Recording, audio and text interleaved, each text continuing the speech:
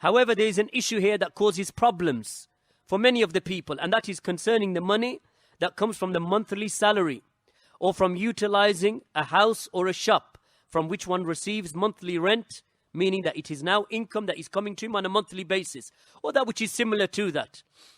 Then he mentions, then the person takes this money and keeps it with him in a box or in other means of savings, maybe in a safe or a box or in the bank.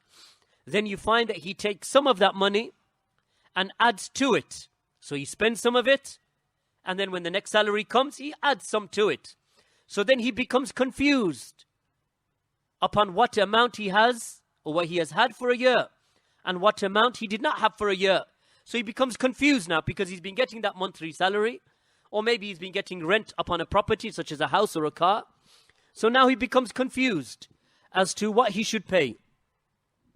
Then he mentions, Sheikh Ibn Uthaymeen, then he mentions that we say that in this situation, if during the entire year the balance had not decreased to less than the nisab amount, then it is better to consider the year from the first time the savings reach the minimum amount. So now a person gets a salary, for example, and he takes it, he puts it into the bank. In the first month, let's say £600. By the second month, £1,200. So at the moment, he hasn't reached the level of nisab. What did we say the level of nisab was yesterday? 2,100, approximately, as 92 grams of gold is worth, as Sheikh Ibn Baz mentions. Sheikh Al-Fawzan mentions 85 grams of gold. But that minimum amount is approximately £2,100. So the first salary, 600. Second salary, 600. Third salary, 600, 1,800. So he still does not start counting because he hasn't reached the level of nisab. So let's say he started in the month of, in one lunar month. By 3 lunar months later, the Hijri months later, he still hasn't reached the level of nisab. By the 4th month, from 1,800, it jumps to 2,400. Has he reached nisab now? He's reached nisab. So that's the date from which he begins to count his year of possession of that amount, from the date that he reaches the nisab. So this is the point that Sheikh Ibn Uthaymeen is making here.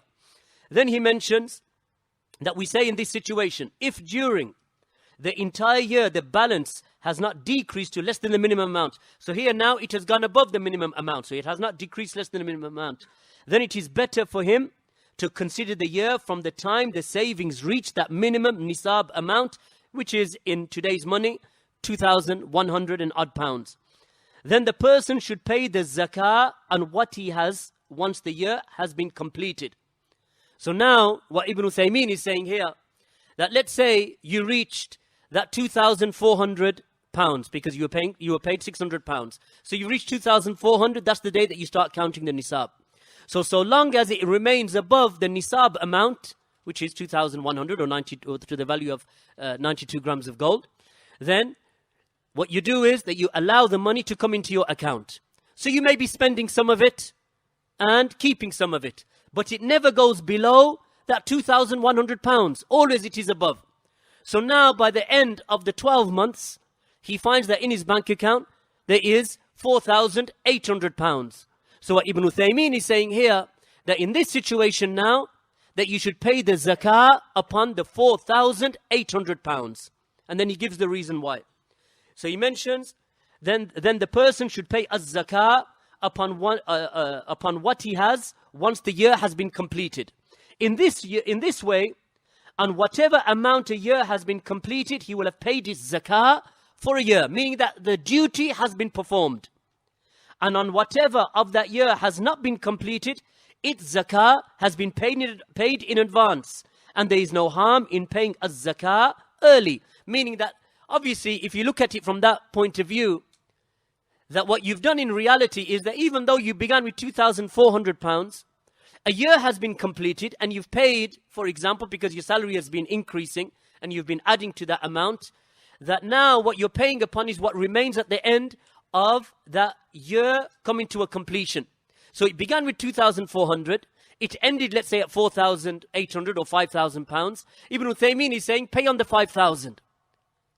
Even though, technically speaking, that you are paying more than what is due upon you. But he said no harm. Why is there no harm? On the basis that it is permissible to pay the zakah early. And there's a reason behind why he said this. Number one, of course, that it is established in various hadith, as Shaykh al-Albani has mentioned, rahimahullah, from the hadith of Abdullah ibn Abbas and others, that it is permissible to pay the zakah in advance, even if it is years in advance, as Shaykh al-Albani has mentioned, 2 years, 3 years in advance, it is permissible to pay the zakah in advance.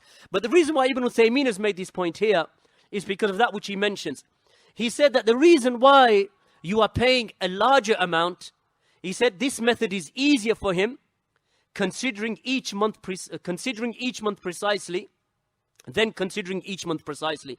Because if you were to take it the other way, meaning that you will only pay the zakah upon the level that reaches the nisab amount, and a year has passed upon that nisab amount. So, for example, in 1 month it reaches 2,400. So then you wait a whole year until that month comes back and you pay the nisab upon that 2,400. But obviously, in the following month, your salary went up because you added more money to it to 2,900. So what do? You wait for the whole month till you come to that month, and then you pay the incremental increase in the zakah. Now, if you were to start doing that, as some of the other fatwa mention of Lajnatu Da'im and others, that this would now put you in a situation where you would have to keep monthly financial records of every single amount that is coming into your account and what you're putting in, what you're putting out, and that would become a very difficult affair for most of the people. And they would not be able to calculate that up until they sit down every month, and then they keep in their minds and they put in their records, and then they remember what they got and what they are to pay in 12 months from now. So then each month they'll be paying zakat incrementally upon the increase that they have upon the nisab. Now that is not an easy affair for the majority of the people. And this is why Ibn Uthaymeen makes the point that it is safer in this situation. And Al-Albani rahimahullah also made the same point in one of his fatwa. They asked him, "Yo Shaykh, I get a monthly salary and each month I get more and more money. So when do I pay the zakah?" Then Shaykh Al-Albani said, rahimahullah, he said it is better. Rather, it is known from the practice of the Sahaba and the early Salaf that they would wait for the year to be completed and then pay the zakah upon the lump sum. Rather than doing financial records for each and every month that may put you into difficulty and put you into a certain amount of haraj, and you may even make a mistake. And if you make a mistake, you may give less than what is due upon you. So this is why actually, when you gather all of the statements of the scholars, this position of Shaykh Ibn Uthaymeen rahimahullah is the easiest option for the Amatun Nas, for the general folk who are not accountants and mathematicians and financial, gurus or anything like that. That they are individuals who are normal people. They get salary in their account. Maybe they're taxi drivers or they work in the, they work in a factory or somewhere. How are they to keep financial records of that nature? So this is why Ibn Uthaymeen's method actually is better. So as soon as your salary or your accumulated wealth reaches the level of nisab, and then you know that in this month, for example, let's take for example the first month of the first day of the month of Shawwal, that in the first day of the month of Shawwal you reach the level of nisab. Then throughout the year the money has been going up and down, up and down, up and down, as you've been getting your salary and as you've been spending your salary. But it never went below the nisab amount, which is 2,100.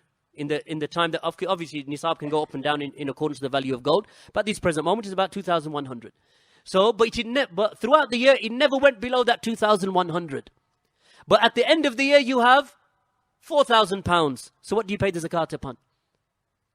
4,000 according to Ibn Uthaymeen, and that is safer. Because if you paid more, is there any harm upon you? Of course, it is written for you as a sadaqah. If you take it as a payment in advance for the following year, and you can keep a record of it, then you have paid it in advance. So the following year, you have also paid for it, or you have paid towards the zakat of the following year. So this is what you should do with regard to the situation of monthly salaries. And to repeat that last sentence of Shaykh Ibn Uthaymeen rahimahullah, this method is easier for him than him considering each month precisely, because that may become difficult for